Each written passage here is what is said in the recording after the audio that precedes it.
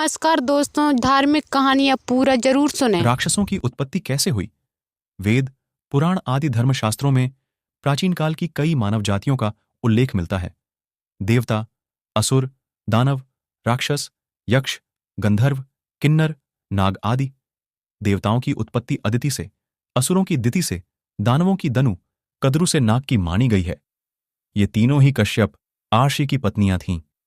जहां तक राक्षस जाति का सवाल है, तो प्रारंभिक काल में यक्ष और रक्ष ये दो ही तरह की मानव जातियां थीं।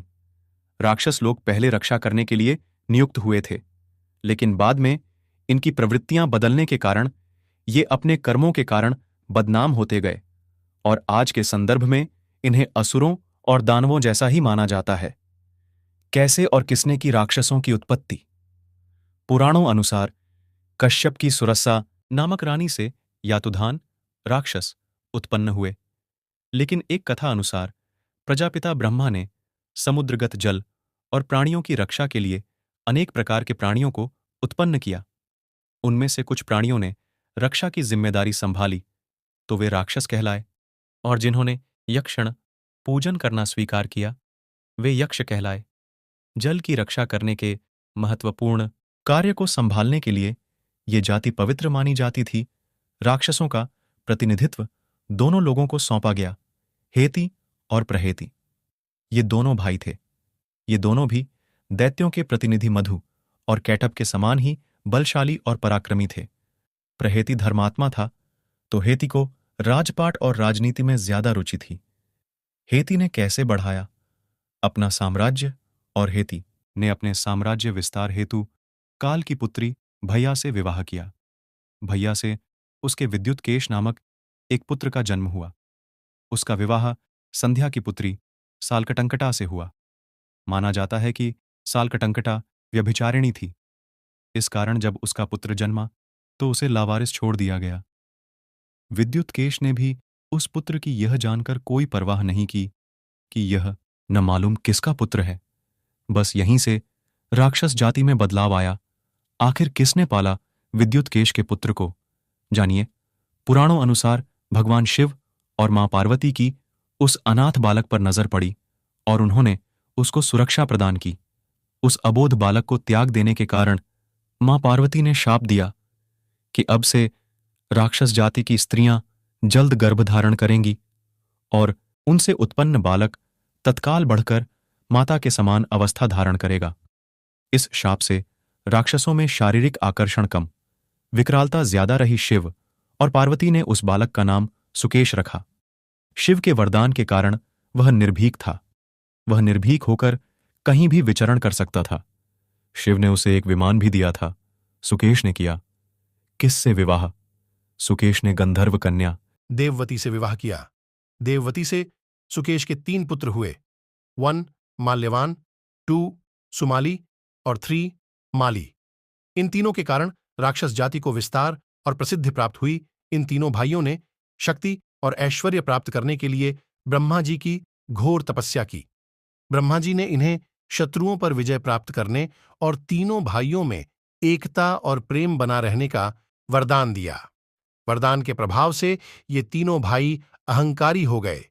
तीनों भाइयों ने मिलकर विश्वकर्मा से त्रिकुट पर्वत के निकट समुद्र तट पर लंका का निर्माण कराया और उसे अपने शासन का केंद्र बनाया।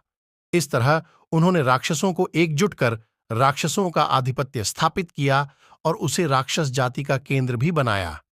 लंका को उन्होंने धन और वैभव की धरती बनाया और यहां तीनों राक्षसों ने राक्षस संस्कृति के लिए विश्व विजय की कामना की। उनका अहंकार बढ़ता गया और उन्होंने यक्षों और देवताओं पर अत्याचार करना शुरू किया, जिससे संपूर्ण धरती पर आतंक का राज कायम हो गया। किसने तीनों भाइयों को खदेड़ दिया? लंका से माल्यवान, सुमाली और माली से त्रस्त होकर सभी ने भगवान विष्णु से प्रार्थना की। तब विष्णु ने तीनों भाइयों से युद्ध किया, लेकिन तीनों भाइयों और राक्षस जाति की एकजुटता के चलते विष्णु के लिए उन्हें हराना मुश्किल हो गया था। तब भगवान विष्णु ने अपनी संपूर्ण शक्ति से तीनों भाइयों को लंका से खदेड़ दिया और तीनों भाइयों ने रसातल में जाकर अपनी जान बचाई।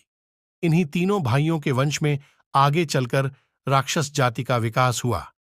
तीनों भाइयों के वंशज में माल्यवान के वज्र, मुष्टि, धिरुपार्श्व, दुर्मख, सप्तवहन, यज्ञकोप, मत्त, उन्मत्त नामक पुत्र और अनला नामक कन्या हुई। सुमाली के प्रहस्त, अकंपन, विकट, कालिकामुख, धूम्राश, दंड, सुपार्श्व, सहादि, प्रधस, भास्कर नामक पुत्र तथा रांका, पुंडपोत्कटा, कैकसी, कुभीनशी नामक पुत्रियां हुईं। इनमें से कैकसी रावण की मां थीं। माली रावण के नाना थे। रावण ने इन्हीं के बलबूते पर अपने साम्राज्य का विस्तार किया और शक्तियां बढ़ाईं। माली के अनल, अनिल, हर ओर संपाति नामक 4 पुत्र हुए। ये चारों पुत्र रावण की मृत्यु पश्चात विभीषण के मंत्री बने थे। रावण राक्षस जाति का नहीं था, उसकी माता राक्षस जाति की थी, लेकिन उनके पिता यक्ष जाति के ब्राह्मण थे। फिर लंका पर किसका राज हुआ? जब माल्यवान, सुमाली और माली आदि राक्षसों को लंका से खदेड़ दिया गया, तब लंका को प्रजापति ब्रह्मा ने धनपति कुबेर को सौंप दिया। कुबेर रावण के सौतेले भाई थे। महर्षि पुलस्त्य के पुत्र विश्रवा की 2 पत्नियां थीं, इलविला और कैकसी। इलविला से कुबेर और कैकसी से रावण, विभीषण, कुंभकर्ण का जन्म हुआ। इलविला यक्ष जाति से थीं, तो कैकसी राक्षस कुबेर तपस्वी थे। वे तप करके उत्तर दिशा के लोकपाल बने। इनके अनुचर यक्ष निरंतर इनकी सेवा करते हैं। कुबेर रावण के सौतेले भाई होने के बावजूद राक्षस जाति या संस्कृति से नहीं थे। भगवान शंकर ने इन्हें अपना नित्य सखा स्वीकार किया है, इसीलिए कुबेर पूजनीय माने जाते हैं। फिर से कैसे? लंका पर राक्षस जाति का शासन हुआ। रावण को राक्षसों का अधिपति बनाया गया। तब रावण ने राक्षस जाति के खोए हुए सम्मान को पुण्य प्राप्त करने का वचन लिया और अपना विश्व विजय अभियान शुरू किया। इस विजय अभियान में रावण ने स्वयं भगवान शिव से भी टक्कर ली। कुबेर ने रावण के अत्याचारों के विषय में सुना तो अपने एक दूत को रावण के पास भेजा। दूत ने कुबेर का संदेश दिया कि रावण अधर्म के क्रूर कार्यों को छोड़कर यक्षों पर अत्याचार करना बंद करे। रावण द्वारा नंदनवन उजाड़ने के कारण सब देवता उसके शत्रु बन गए थे। रावण ने क्रुद्ध होकर उस दूत को अपनी खड्ग से काटकर राक्षसों को भक्षणार्थ दे दिया। कुबेर को इस घटना से बहुत आघात पहुंचा। अंत में रावण तथा राक्षसों का कुबेर तथा यक्षों से युद्ध हुआ। यक्ष जहां यक्ष बल से लड़ते थे और वहीं राक्षस माया से, अतः राक्षस विजयी हुए। रावण मायावी था और उसके पास कई प्रकार की सिद्धियां थीं। उसने मायावी रूप धारण कर कुबेर के सिर पर प्रहार कर उन्हें घायल कर दिया और बलपूर्वक उनका पुष्पक विमान उनसे छीन लिया। रावण ने यह कार्य अपनी माता कैकसी के कहने पर किया।